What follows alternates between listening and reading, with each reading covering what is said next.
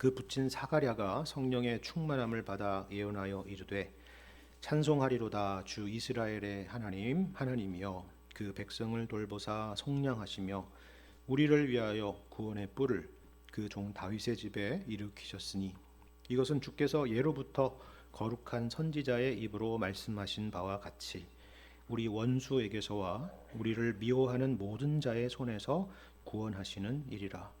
우리 조상을 긍휼히 여기시며 그 거룩한 언약을 기억하셨으니 곧 우리 조상 아브라함에게 하신 맹세라. 우리가 원수의 손에서 건지심을 받고 종신토록 주의 앞에서 성결과 의로 두려움이 없이 섬기게 하리라 하셨도다. 이 아이여, 내가 지극히 높으신 이의 선지자라 일컬음을 받고 주 앞에 앞서가서 그 길을 준비하여 주의 백성에게 그 죄 사함으로 말미암는 구원을 알게 하리니 이는 우리 하나님의 긍휼로 인함이라. 이로써 돋는 해가 위로부터 우리에게 임하여 어둠과 죽음의 그늘에 앉은 자에게 비치고 우리 발을 평강의 길로 인도하시리로다 하니라. 아이가 자라며 심령이 강하여지며 이스라엘에게 나타나는 날까지 빈들에 있으니라. 아멘.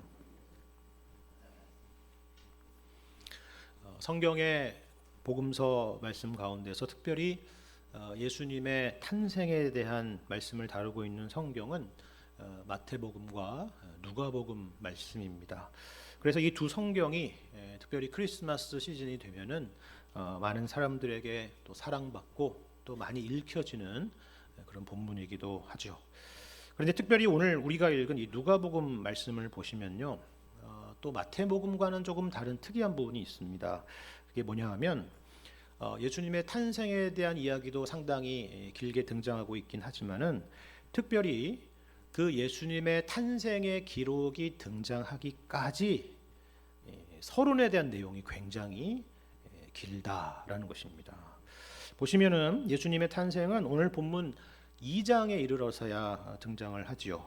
그런데 1장은 이에 대한 서론인 셈인데 그 내용이 적지 않습니다. 무려 80절을 해당하는 그런 말씀이죠. 이렇게 한번 생각해 보면 어떨까요? 주인공이 등장하기까지 이게 서론이 길다라는 것은 과연 어떤 의미일까라는 겁니다. 여러분이 영화 같은 것을 보시면 어떤 영화는 이 주인공이 등장할 때까지 상당한 비중을 가지고 그 배경적인 설명을 하는 경우가 있는데요. 그거는 어떤 의미일까요? 아마 두 가지 의미가 있지 않을까 생각을 해봅니다. 하나는요, 이 영화에 주인공이 등장하는데 그 등장하는 주인공을 이해하기 위해서는 이와 같은 앞선 배경적인 이해가 필수다, 그런 이야기겠죠. 이것 없이는 앞으로 등장할 주인공을 제대로 이해할 수 없을 거다, 그런 이야기입니다. 또 다른 하나는요, 앞으로 등장할 주인공이 그만큼 중요한 인물이다라는 것입니다. 별로 중요한 인물이 아니라고 하면은 사실 이처럼 많은 분량을 할애해서 그 배경적인 설명을 할 이유나 필요가 없겠죠. 그러니까 예수님은 그만큼 중요한 인물이다, 그런 의미입니다. 물론 당연히 예수님은 중요한 인물이죠. 하나님의 아들이시기 때문입니다. 그런데 그런 존재론적 의미로서 중요하다는 말씀을 드리려는 게 아니라 예수님께서 우리에게 있어서 그만큼 중요한 인물이다, 그 얘기를 하려는 것입니다. 그래서 이렇게 긴 서론으로 독자들의 관심을 집중시키고 있는 것이죠. 이렇게 생각하는 이유가 있습니다. 오늘 본문 말씀을 보면요, 특이한 부분 두 가지가 등장하는데요. 하나는 이런 겁니다. 본문의 내용은 분명히 어떤 맥락에 있는 말씀이냐면 세례 요한의 출생에 대한 맥락입니다. 오늘 본문 바로 앞부분의 내용을 보시면 이제 드디어 엘리사벳이 세례 요한을 낳게 된 이야기가 등장하고 있죠. 그리고 이어서 등장하는 그 아버지 사가랴의 예언이 바로 오늘 본문 말씀입니다. 그렇다면 우리 생각에는 당연히 여기에는 세례 요한에 대한 이야기가 등장하는 것이 자연스러울 거다, 이렇게 생각을 할 것입니다. 그렇죠? 근데 여러분 잘 보시면요, 방금 읽었지만 오늘 본문 말씀은 세례 요한에 대한 말씀이 아닙니다. 그렇죠? 물론 있긴 합니다. 여러분 76절, 77절 2절의 말씀에 세례 요한에 대한 설명이 있습니다. 세례 요한이 지극히 높으신 이의 선지자가 되어서 주 앞에 앞서가서 그 길을 준비하고 주의 백성에게 그 죄 사함으로 말미암는 구원을 선포할 것이다 라는 것이에요. 근데 여러분 보시는 것처럼 이 내용조차도 초점은 세례 요한 자신에게 있는 것이 아니라 주님이 오시는 길을 예비하는 것에 있다는 것을 알 수가 있는 것입니다. 이게 첫 번째로 특이한 부분이고요. 또 하나는 이것인데요. 여러분 67절을 보시면 이게 사가랴 개인의 어떤 그 개인적인 독백이 아니라는 중요한 설명이 있습니다. 뭐라고 되어 있습니까? 그 붙인 사가랴가 성령의 충만함을 받아서 예언했다라는 것입니다. 물론 이거는 사가랴의 말입니다. 하늘에서 무슨 음성이 들려오고 그런 게 아니에요. 하지만 분명한 것은 지금 이 사가랴가 예언하고 있는 내용이 성령의 충만함을 받은 예언이다라는 것입니다. 개인적인 감정, 개인적인 생각을 담아서 하고 있는 이야기가 아니라 하나님의 말씀이다 그 얘기예요. 실제로도 여러분 본문 내용을 보시면 이 본문 말씀이 아브라함과 다윗과 그리고 구약의 그 수많은 선지자들을 아우르는 구약의 메시지의 요약판이라고 해도 과언이 아닙니다. 그래서 많은 학자들은 오늘 본문 말씀이 구약의 선지서를 모델로 하고 있다 이렇게 설명을 해요. 근데 조금 앞서서 46절부터 55절 말씀을 보면요, 여기에는 우리가 잘 아는 마리아의 찬양이 있습니다. 그리고 역시나 학자들이 말하기를 이 마리아의 찬양은 그냥 마리아가 개인적으로 이렇게 찬양하는 그런 내용이라기보다도 구약의 시편을 모델로 하고 있다 이렇게 설명을 합니다. 자, 그러니까 이 두 가지를 합치면 어떻게 되나요? 구약의 선지서와 구약의 시편의 말씀의 핵심이 바로 이 두 본문 안에 담겨 있다라는 그런 의미입니다. 흥미로운 것은 누가복음 이게 1장의 말씀인데 누가복음의 제일 마지막 장인 24장의 말씀에서도 역시나 비슷한 그런 말씀이 있다라는 사실이에요.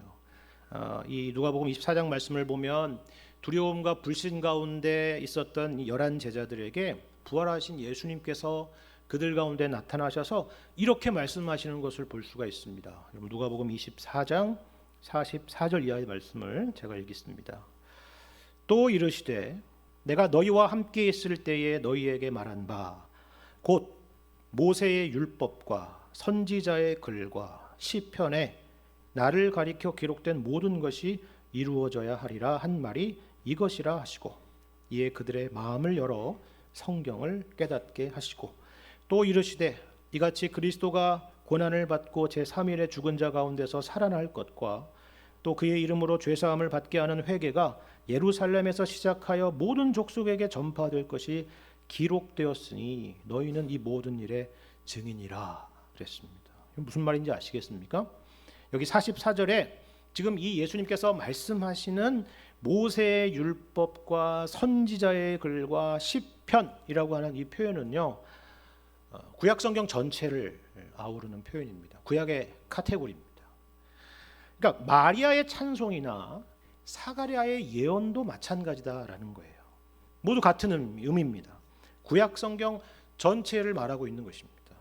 그러니까 지금 예수님께서 오시는 그 일이 갑자기 일어나는 그런 사건이 아니라 하나님이 갑자기 아이디어를 생각하셔서 하신 일이 아니라 사실 구약 전체에서 예수님에 대해서 기록된 그 말씀의 성취라는 것을 보여주고 있다라는 것입니다. 이렇게 보면은 제가 방금 말씀드린 것처럼 예수님의 탄생까지 누가복음 1장이라고 하는 굉장히 많은 내용을 서론으로 할애하고 있다라고 말씀을 드렸는데요. 1장 정도가 아니라 사실 구약 성경 전체, 구약 39권 전체가 예수님의 탄생의 서론이라고 해도 과언이 아니다 그 얘기입니다. 이걸 좁은 의미로 말하자면요, 구약 성경은 모두 다 누구를 가리키고 있다고요? 예수님을 가리키고 있다라는 것입니다. 넓은 의미로 말하자면 예수님이 오시기 전의 역사는 결국 예수님을 향해 가고 있는 역사이고 예수님이 오신 이후의 역사는 바로 이 예수님의 복음, 예수님의 구원이 세상 끝까지 전파되는 역사라고 할 수 있다, 그 얘기입니다. 바로 이 역사 가운데 이 시간 예배드리고 있는 여러분과 제가 있는 것입니다. 얼마나 놀라운 상황입니까? 그렇죠? 자, 그렇다면 사가랴는 어떻게 이런 예언을 할 수 있었을까요? 여러분 오늘 본문 다시 67절을 보시면 여기에 힌트가 있지 않습니까? 사가랴의 예언은 성령의 충만함을 받은 예언이었다라는 것입니다. 앞서 24장에서 본 것처럼 부활하신 예수님께서 제자들의 마음을 열어서 성경을 깨닫게 해주신 것처럼 이 사가랴에게도 동일한 은혜와 동일한 역사로 구약의 말씀을 깨닫게 해주셨다라는 것을 알 수가 있는 것입니다. 그런데 바로 여기에 우리가 생각해 볼 중요한 교훈 한 가지가 있는 것 같습니다. 여러분 혹시 기억하실지 모르겠지만 사가랴는 엘리사벳이 아이를 낳을 것이다 라고 하는 이 가브리엘의 예언을 믿지 못해서 결국 말을 못하는 벙어리가 되었었죠. 이게 하나님의 그의 믿음 없음에 대한 책망이었고 또 징계였습니다. 하지만 여기에는 보시는 것처럼 꼭 부정적인 의미만 있었던 것이 아니라 하나님의 이 선하신 계획에 있었다는 것을 우리가 확인하는 것이 이후의 말씀이죠. 여러분 생각해 보십시오. 여러분이 사가랴와 같은 상황이 되었다라고 생각을 해보세요. 말도 못하고 듣지도 못하는 상황이 됩니다. 무려 9개월 동안 그렇습니다. 여러분 그동안 뭘 생각했을까요? 하루 이틀도 아니고 그 긴 침묵의 시간 동안, 그 길고 긴 고통의 시간 가운데 무슨 일을 이 사가랴는 했을까라는 겁니다. 그저 자책하고 그저 후회를 했을까요? 아니면 내가 왜 그때 그런 바보 같은 대답을 하고 생각을 했을까라는 것을 곱씹어 봤을까요? 우리는 모르죠. 모릅니다. 하지만 우리가 아는 것은 여러분 1장 64절에 바로 이 사가랴가 입이 열리고 혀가 드디어 풀리고 말을 할 수 있게 되자 뭘 했다는 기록이에요. 하나님을 찬송했다는 사실입니다. 그리고 오늘 본문 말씀과 같은 예언과 찬송을 하나님 앞에 드리고 있다는 사실입니다. 여러분 사가랴를 생각해 보십시오. 그의 가장 큰 문제, 첫 번째 기도 제목, 늘 기도하면 등장하는 기도의 제목은 우리 가정에 아이가 있기를 바라는 것이었습니다. 그렇죠. 그게 현실적인 필요였죠. 그리고 천사로부터 약속을 받고 나서도 믿지 않음으로 인해서 벙어리가 되어서 긴 시간 동안 고통 가운데 있어야 했다는 사실입니다. 그런데 그와 같았던 사가랴가 하나님의 말씀을 이해하게 되고 하나님을 찬양하는 자리에 지금 있는 것입니다. 오늘 본문 말씀을 보십시오. 무엇이 달라졌습니까? 기다렸던 하나님의 약속하셨던 세례 요한이 태어났구나라고 하는 그런 기쁨과 감격의 찬양이 아닙니다. 세례 요한에게 초점이 있는 것이 아니라 예수님에게 초점이 있습니다. 당면한 현실의 문제에서 하나님의 크신 뜻을 생각하는 믿음의 자세로 사가랴의 생각이 옮겨져 있다는 것을 우리가 확인하게 되는 것이죠.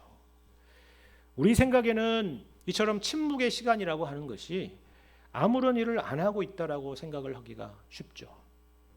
또한 우리 생각에는 고통이라고 하는 것이 그저 하나님의 책망과 징계 정도로밖에 생각하지 못할 때가 있습니다. 하지만 그렇지 않다라는 것을 보여주는 것입니다. 여러분 시편 말씀을 기억하지 않습니까? 고난당한 것이 내게 유익이라. 이로 말미암아 내가 주의 율례들을 배우게 되었나이다 라는 그런 고백입니다. 그렇죠. 이것이 바로 하나님께서 우리 가운데 여전히 변함없이 행하고 계시는 일입니다. 사가랴가 아니라 이스라엘이라고 하는 민족으로 범위를 넓혀도 마찬가지입니다. 세례 요한은 신약 성경에 등장하는 구약의 마지막 선지자가 될 것입니다. 그런데 이 세례 요한이 등장하기까지 구약의 마지막 선지자였던 말라기부터 세례 요한까지 무려 400년이라는 시간 동안 소위 말해서 침묵의 시간이라고 불리는 긴 시간이 있었습니다. 왜냐하면 그때는 하나님께서 선지자를 보내시지도 않고 말씀하시지도 않은 그런 기간이었기 때문이죠. 그런데 오늘 말씀은 그들에게, 이스라엘 백성들에게, 그리고 우리에게 이렇게 묻는 것입니다. 정말 그와 같은 긴 시간들이 하나님의 침묵의 시간일 뿐이고 하나님께서 아무 일도 하지 않으시는 시간이냐라는 것입니다. 그리고 그 대답은 그렇지 않다라는 것이죠. 사가랴의 이야기가 그것을 보여주고 있고요. 사가랴가 예언하고 있는 오늘 본문의 메시지도 마찬가지의 말씀을 하고 있습니다. 어떤 점에서 그렇습니까?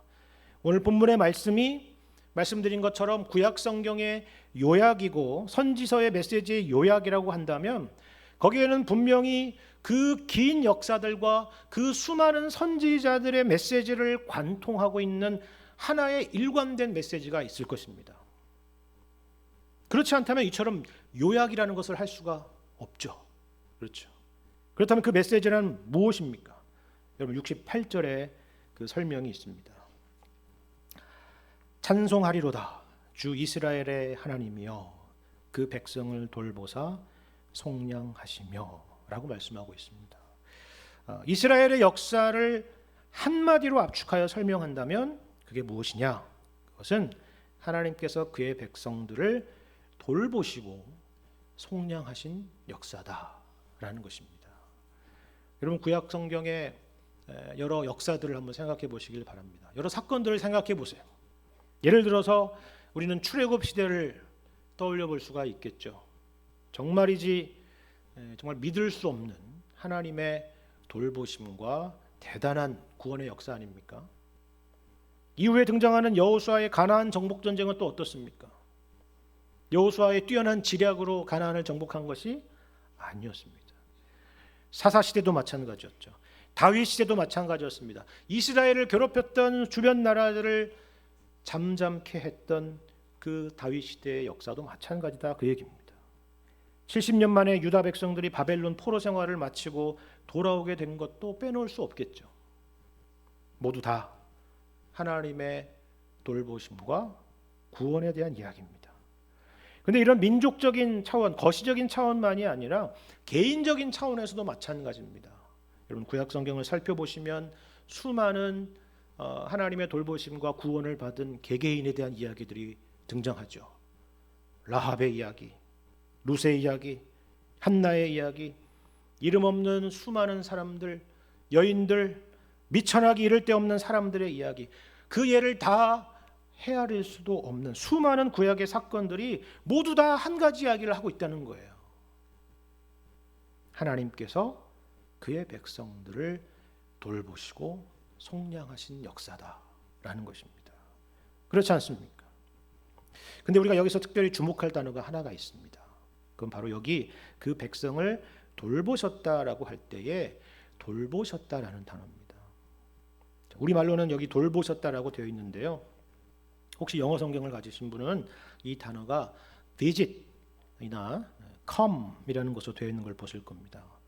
무슨 말입니까? 하나님께서 방문하셨다, 찾아오셨다, 그런 이야기입니다. 다시 말해서 하나님께서 그들을 구원하시는데요. 다만 저 멀찌감치서 저 높은 하늘에서 그들을 건져 올리는 식의 구원이 아니었다는 거예요. 친히 그들 가운데 방문하시고 찾아오신 구원이다라는 것입니다. 여러분 구약 성경을 보시면 이 단어가 사용된 몇 가지 예들이 있는데요. 대표적으로 출애굽기 말씀에 이런 말씀이 있습니다. 출애굽기 3장 16절 말씀입니다.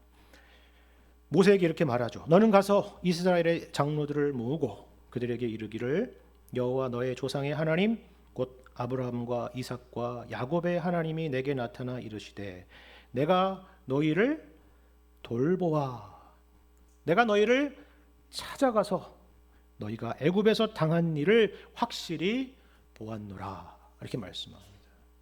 하나님께서 이스라엘의 형편을 직접 확인하셨다는 이야기입니다. 물론 하나님은 찾아가지 않으셔도 다 아시는 분이십니다. 전지하신 분이시죠. 그런데 하나님께서 실제로 그들의 고통을 찾아가 보셨다라는 말씀입니다. 여러분 룻기에도 이 단어가 사용되는데요. 룻기 1장 6절의 말씀을 보면은 이렇게 되어 있습니다. 그 여인이 모압 지방에서 여호와께서 자기 백성을 돌보시사, 그렇죠? 찾아가셔서 그들에게 양식을 주셨다 함을 듣고 이에 두 며느리와 함께 일어나 모압 지방에서 돌아오려 하여 말씀합니다. 아시다시피 나오미는 베들레헴에 흉년이 들어서 모압 땅으로 피신하지 않았습니까?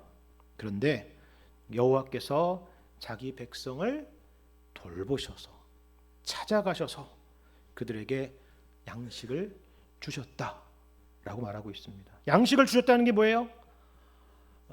구체성이죠. 실제적인 것입니다. 기근에 있는 사람에게 양식만큼 소중한 것이 어디 있겠습니까? 그것이 바로 하나님이 하신 일이다라는 거예요. 여러분, 이 단어가 어떤 의미의 강조인지 여러분 아시겠죠? 예를 들면 이런 겁니다. 저에게 몸이 아파서 병원에 입원한 친구가 있다라고 생각을 해봅시다. 그런데 그냥 제가 참 안타까운 일이다, 안 됐다, 빨리 회복되면 좋겠다 이렇게 생각만 하고 기도만 하고 가끔 전화하고, 물론 그것도 의미가 있겠지만 그렇게만 하는 것과 친구가 입원한 그 병원을 실제로 직접 찾아가서 방문하는 것은 정말 다른 일이지 않습니까? 그렇죠. 물론 저 같은 사람이 찾아간다고 해서 뭐가 달라지겠습니까? 제가 뭐 의사도 아니고 하나님은 더더욱 아니지 않습니까?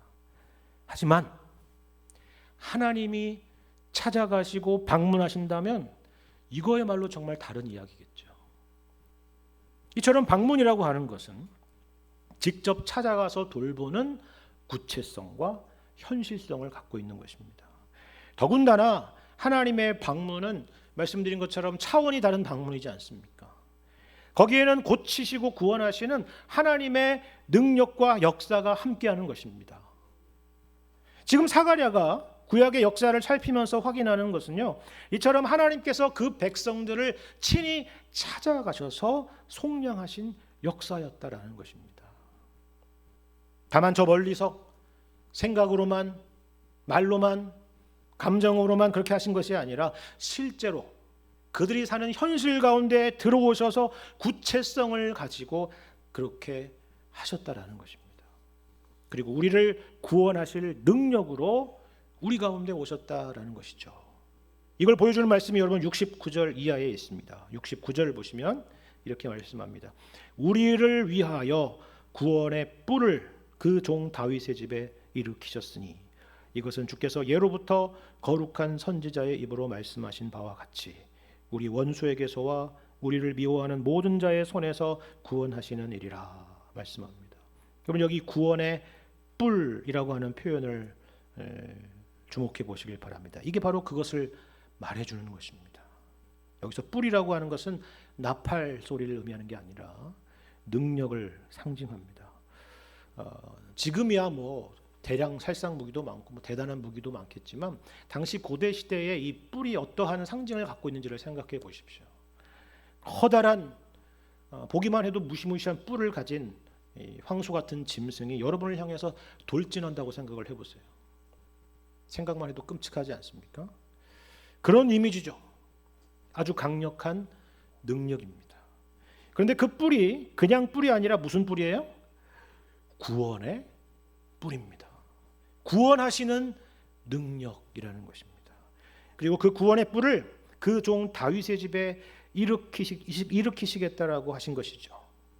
그래서 그 능력으로 원수들로부터 우리를 미워하는 자의 손으로부터 우리를 구원하시겠다라고 약속을 하신 것입니다.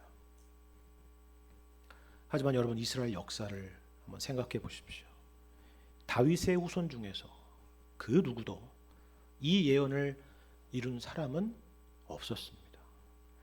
물론 이스라엘 역사 가운데 잠시나마 그 이스라엘을 억압했던 이민족의 침략으로부터 구원을 가져다 준 왕들이 있기는 했습니다. 아사나 여호사밧이나 우시아나 히스기야 왕 같은 사람들이 그런 사람들이죠. 하지만 그 누구도 이스라엘의 영구적인 구원을 가져다 준 왕은 없었다라는 것입니다. 그들은 진짜 구원의 뿔이 아니었다는 것이죠. 자, 그렇다면 구약의 선지자들이 이런 왕들을 말했던 걸까요? 아니라는 것입니다. 그래서 사가랴는 다윗보다도 훨씬 더 과거로 거슬러 올라갑니다. 다윗보다도 1000년을 더 거슬러 올라갑니다. 1000년을 거슬러 올라가니까 누가 등장하느냐? 바로 아브라함이 등장하고 아브라함에게 하신 하나님의 언약을 떠올리고 있습니다. 여러분 72절의 말씀 보십시오. 우리 조상을 긍휼히 여기시며 그 거룩한 언약을 기억하셨으니 곧 우리 조상 아브라함에게 하신 맹세라.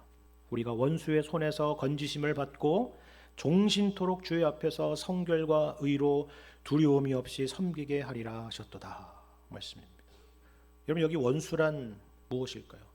다윗 시대 아까 원수하니까 그런 이민족들이 생각이 났는데 그렇다면 그 원수라는 게 그런 원수인가? 예를 들면 과거에 뭐 애굽이나 다윗 시대의 그런 주변 민족들이나 바벨론이나 혹은 뭐 그리스나 사가랴 시대의 이런 로마와 같은 그런 권력들을 말하는 걸까요? 그들이 원수일까요?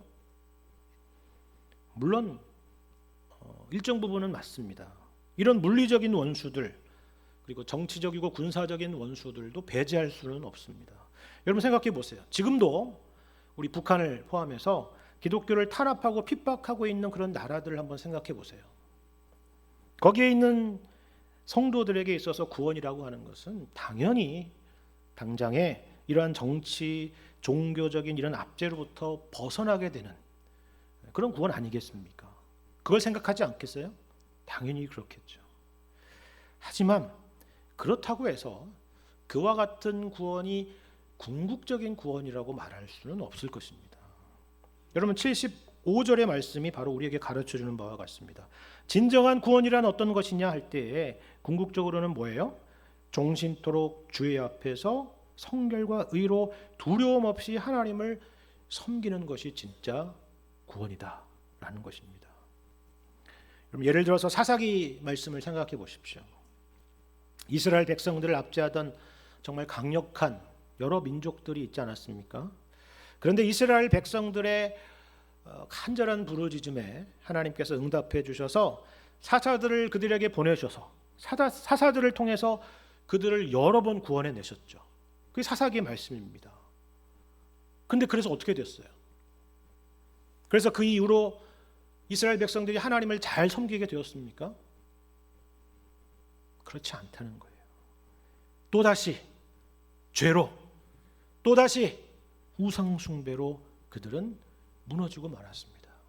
그것이 또 반복되고 또 반복되었다는 이야기가 사사기의 말씀이잖아요. 인간에게는 이처럼 눈에 보이는 이런 원수들보다 더 근본적인 원수가 있다라는 것을 우리에게 보여주는 것입니다. 인간의 힘으로는 결단코 이길 수 없는 진짜 원수가 있다는 것이죠. 그게 뭡니까? 사도 바울이 고린도전서 15장 이렇게 말씀합니다.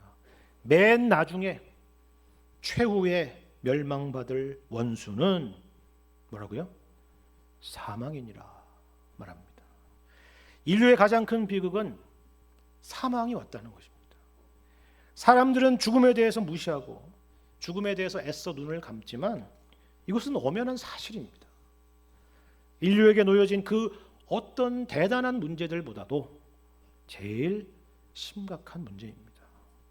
그리고 성경은 이 죽음이라는 것이 죄 때문이라고 분명하고도 확실하게 여러 번 말씀하고 있습니다. 죄의 삭슨, 사망이기 때문입니다. 자, 그렇다면 진짜 구원, 진정한 구원이라고 하는 것은 너무나도 자명하지 않습니까? 77절의 말씀처럼 무엇으로부터의 구원이에요? 죄와 사망으로부터의 구원입니다. 이것은 그 누구도 줄 수 없는 구원입니다. 정치로도 군사력으로도 기술로도 과학으로도 해결할 수 없는 그런 구원이죠. 인류 가운데 그 누구도 준 적이 없고 줄 수도 없는 구원입니다. 이것은 오직 하나님만이 주실 수 있는 구원인 것입니다. 그런데 그 하나님께서 다윗의 후손으로 오시겠다는 거예요. 우리가 크리스마스 때마다 기억하는 말씀이 있죠. 오늘도 교동문 말씀을 통해서 읽었던 말씀입니다. 이사야서 9장 말씀이에요. 예수님 탄생 600년 전에 이사야 선지자가 내다본 메시아에 대한 소망이 있었습니다. 바로 이사야서 9장 6절의 말씀인데 제가 읽겠습니다. 이는 한 아기가 우리에게 낳고 한 아들을 우리에게 주신 바 되었는데 그의 어깨에는 정사를 메었고 그 이름은 기묘자라 모사라 전능하신 하나님이라 영존하시는 아버지라 평강의 왕이라 할 것임이라 했습니다. 놀라운 말씀 아닙니까? 여러분 이게 결코 쉬운 말씀이 아니에요. 여기 한 아기가 우리에게 낳다라고 하는 건 뭐예요? 분명히 우리와 같은 사람이라는 것입니다. 다윗의 후손으로 태어날 인간 왕이라는 것이죠. 그런데 여러분 동시에 그 아기가 누구라고요? 하나님이시다는 것입니다. 기묘자요, 모사요, 전능하신 하나님이요, 영존하시는 아버지라. 여러분 하나님 왜 누구에게 이런 표현을 쓸 수가 있겠어요?